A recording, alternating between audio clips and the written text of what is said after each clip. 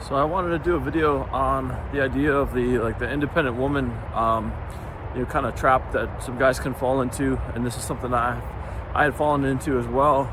So the idea is basically, our world and our society and our media really pushes the idea that, it's attractive to be a strong and independent woman, and as a man, you see that all over TV, you see that all over movies, and that's idealized, and a lot of value and emphasis is placed on the idea of women being apart from a man, a woman. Men will be aggressive towards women, and it's important for women to stand up and save themselves. They, particularly in movies and fiction, we don't show women being saved by men. And the idea is, that's been pushed for decades now, is the idea that women do not need men. And there's a lot of societal kind of engineering pushing that agenda. So, if you repeat something long enough and frequently enough, that becomes truth, that becomes reality. So I think a lot of men kind of get this idea in their head that, well, in life, if I go for somebody that's more submissive, then that's kind of shows that I'm a fragile male.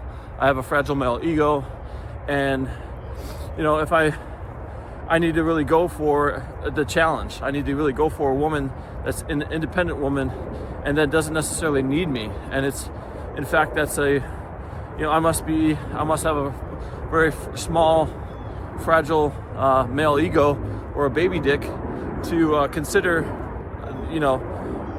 that I'm not up to the challenge of kind of being with a strong, independent woman, because that's the ideal that gets pushed so often. So I felt I had fallen into that. I think years ago, I had fallen into that. I got with a woman, and I felt like, well, hey, she's smart, she's ambitious, she's funny, she's intelligent, she's driven. Okay, that's, she's a challenge. And so for me, it was like, well, I want to rise to the challenge. And I think that's where a lot of men kind of get this psychological, it's kind of like psychological bullying. It's kind of like coming up to somebody and saying, and they're not doing what you want them to do. So then you start bucking like a chicken. You start buck, buck, buck, buck, buck, buck, buck, buck, buck. What are you, chicken? You don't want to date this strong, independent female because you're such a loser. Like, that's kind of like the same mentality. If you really sit down and think about it, you're being bullied into thinking, oh, I need to go with this narrative, otherwise I'm a chicken, or I'm less, effectively I'm less of a man if I don't want this, So I think that gets pushed a lot, and I fell into that. And the problem that you run into with that is when you have a very independently thinking woman that is very, has staunch in a lot of her beliefs and has a great many opinions on things and how things should be run, it doesn't make necessarily for a great partner. There's a lot of very talented, intelligent, strong women out there that will make great partners. Absolutely. But I think we've really been pushing this narrative of the independence, and a woman should not need a man. And I think that that's really an error in our society, because in order to have a successful marriage, it's predicated on wanting to be with somebody and helping each other. A big part of marriage is sacrifice. A big part of marriage is serving your partner. As a husband, I take it as my duty, my responsibility when I married my current wife, my second wife. It is my duty to love this woman and care for her until my dying breath. And that's a job. That's not just that's a set of responsibilities. That's not, okay, I married this woman and now it's whatever. It's all upside for me, and it's whatever I get. When you marry somebody, it's a commitment to serve the other person, and you're always committed to that person and committed to the marriage, and the marriage is a top priority. From my experience, having been with the strong, independent woman type, that is not necessarily the case. That person has been, just think about that rationally for a second. Somebody has been told that men are typically, evil. They learn that through, at this point, it's just, I feel it's just very out in the open. It's just any movie you turn on, any show that you're watching, they're vilifying men. They show men as rapists, assaulters, oppressors, bigoted, whatever hateful way you want to portray them. They rarely show, it used to be in movies they would show the bad guy and then he would be counteracted with the good guy. But now in our current society, they don't want to show a good guy. They don't want to show a guy that saves women. They don't want to show a guy that's a one-man army that goes and destroys a bunch of people. They don't want to show men as heroic. And that's very damaging to men, because the reason that you put men in movies and you show them doing heroic things is because that is programming mass audiences of boys and men to want to aspire to be heroes, to want to be heroic, to stand up for what's right. That is why you have men shown in a positive light in movies. But they've really, our society and American culture has massively torn down the idea that men are anything but terrible people. They're the root of all evil. So you don't see a lot of positive male imagery. You see the men as, like I said, like sexual assaulters or connivers or manipulators and just overall bad actors.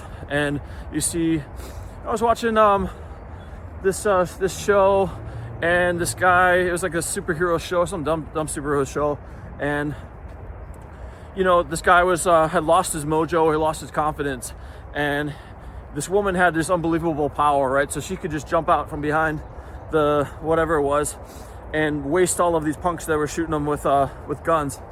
And the guy says, no, I'm gonna do this, I'm gonna stand up, I'm gonna overcome my fear.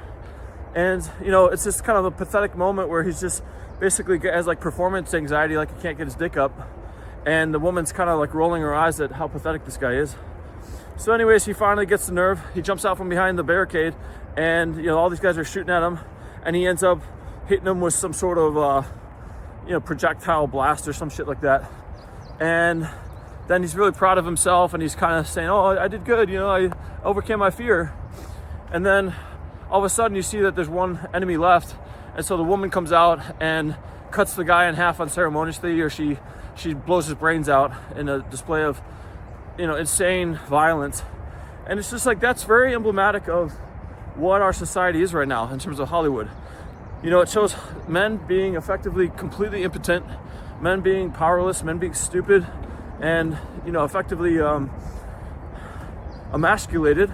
And you have to have a woman come in and save the day because men are incompetent, or men are prideful, and men are stupid. And I'm tired of it. I think a lot of people are tired of it. I think that's why Hollywood is completely tanking. But that's seeped into a lot of our relationships too. Again, a lot of the idea is just, if you're a man, and it's like all propaganda. It's like, if you're a man in America today, you have to want the strong, independent female model that they put out. And if you don't want that model, then something's wrong with you.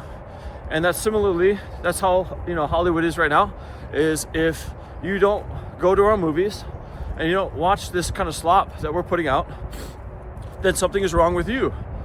Oh, you don't like it that we display men as completely effeminate losers or rapists? Well, that's a problem with you. You're a racist, sexist, bigot, homophobe, transgender phobe, whatever. And you're one of those Trumper idiots. And so a lot of people have felt like, hey, this is just not working for me. This is not this is not the type of media that I want to consume. Why can't you just show things that I want? It's my wallet. I want to take my son to a movie and enjoy it. When I was a kid, you watch all of these. I used to watch Jet Li. I used to watch Jean-Claude Van Damme. I used to watch, Jackie Chan, and I loved all those movies. I loved karate movies. I loved good guy, bad guy movies. I loved just cheesy, 80s and 90s. Basically mindless entertainment, but it didn't have toxic themes that were upsetting to me. And in addition to that, as a kid, I also watched a lot of family sitcoms that showed a lot of positive. I feel the family sitcoms always lampoon the dad, make the dad to be kind of an idiot.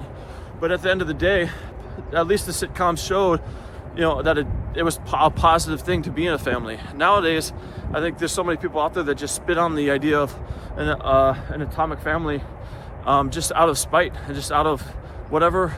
They don't really need a significant reason. They'll just come up with, well, my group says this, so I spit on it, and it's dumb, and it's part of supporting something I don't support, or some bullshit like that. So I think I'll wrap this video up, but effectively what I'm trying to say is,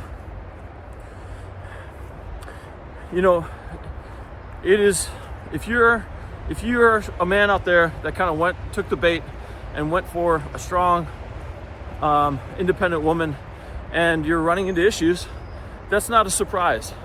That shouldn't come as a surprise, because when somebody has been told over and over and over, I don't need you, and I don't need men, and then you're with a person and you're trying to make it work as a partnership, how the hell is that supposed to work? Why would you set somebody up telling them over and over and over again in society, in media, that men are worthless, and then think that you're going to have a successful marriage with that person? Again, independence is, to me, just a buzzword for arrogant and uncaring and unempathetic.